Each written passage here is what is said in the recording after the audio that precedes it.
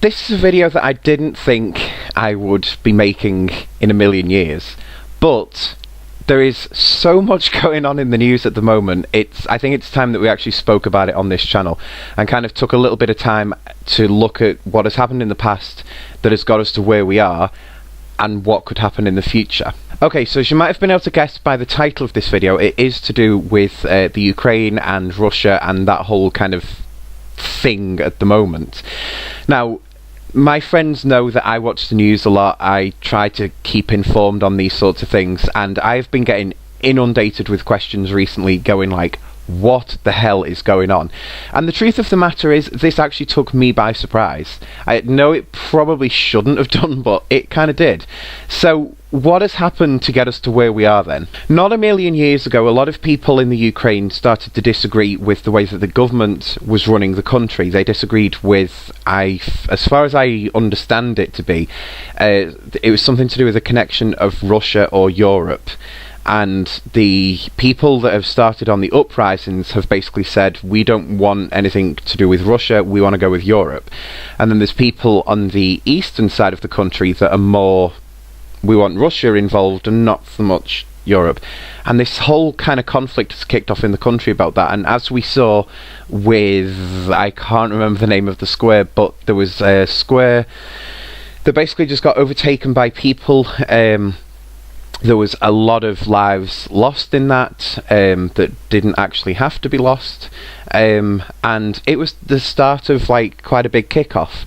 Now that alone resulted in some government changes. Like the government eventually signed sort of like a contracty type thing to say that they would call an election early, that within, I think it was within 10 days of that being signed, that they would form a coalition government with this opposition party that do want to take the country more towards the Europe kind of way of life thing, that they would work towards a peaceful end of the uprisings, all that kind of stuff.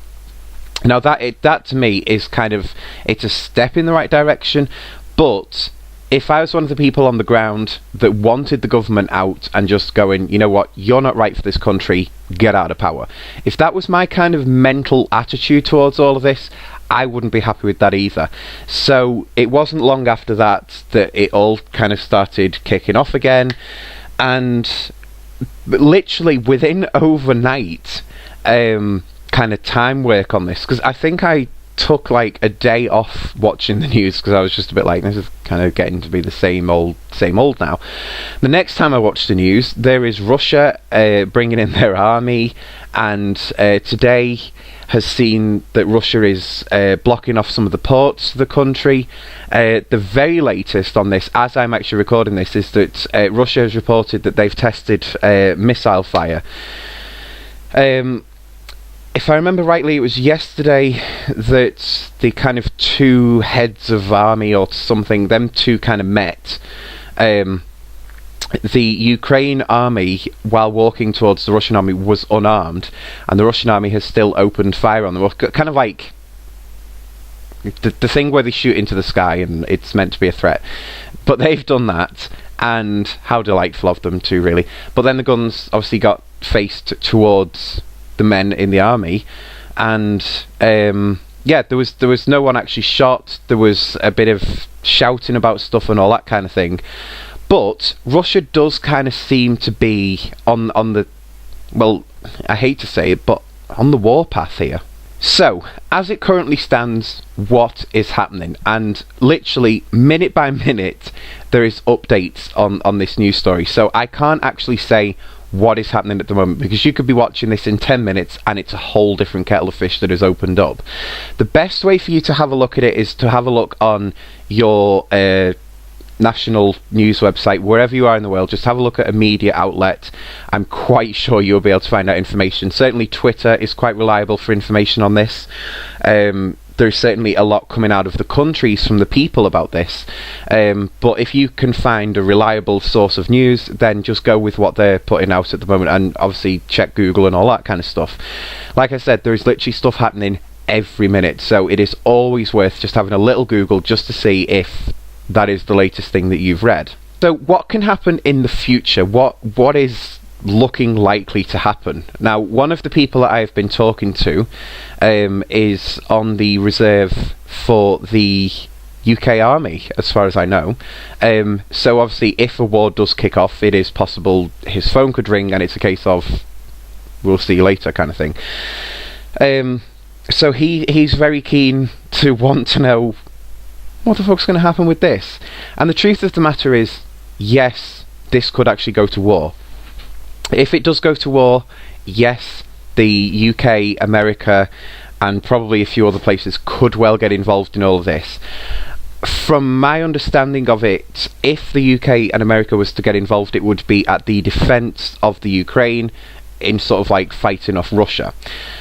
In the past couple of days and hours, there's been quite a few speeches that have been given by very important people in America especially, saying that basically to Russia, if you try anything, if you start anything, we're going to end it.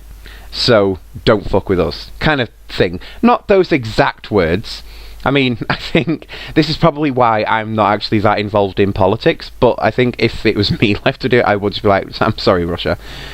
You try it. Bring it, bitch. My foot's coming down on your neck. Delightful.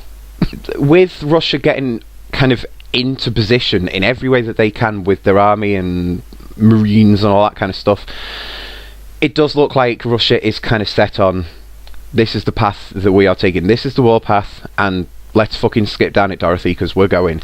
Other countries like the UK, America, I presume certain parts of Europe, the United Nations, there's something else and I can't remember the name of it, but basically we've been saying, hold the fuck up.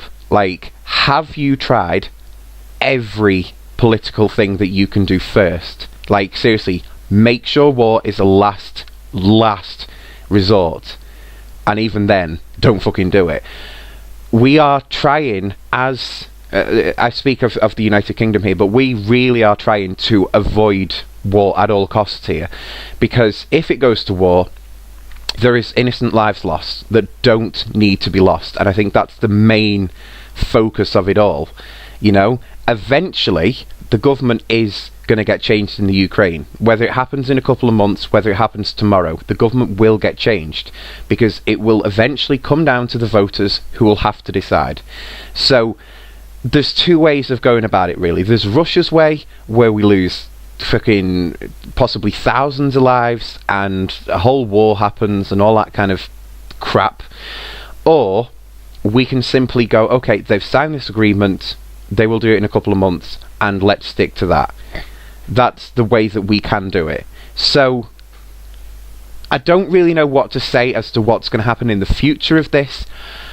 Obviously the last thing that I would like is for any war to happen, but if it does happen, I would love to see America just crush Russia in every way, because it's one of them things, like Putin and all of his men, fucking bullshit, absolute bullshit. Like, I don't like the Russian government at all, and I wouldn't go to Russia anyway.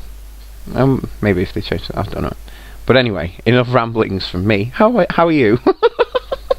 Like I said before in this video, there is stuff happening literally minute by minute. I know even as I'm recording this, I keep looking down below because there is just constantly stuff coming on about this. Keep yourself up to date with what is happening. You can always find out on your mobile. There is plenty of apps from these news agencies and all that kind of stuff. Keep up to date about it. And this is our time to make our voices heard. So I say this to every single person who is watching this video. If you don't want there to be a war, speak up about it. Even if it's only a Facebook post, if it's a Twitter post, if it's another video on YouTube about it, speak up. Because now is the time to say, I don't want war.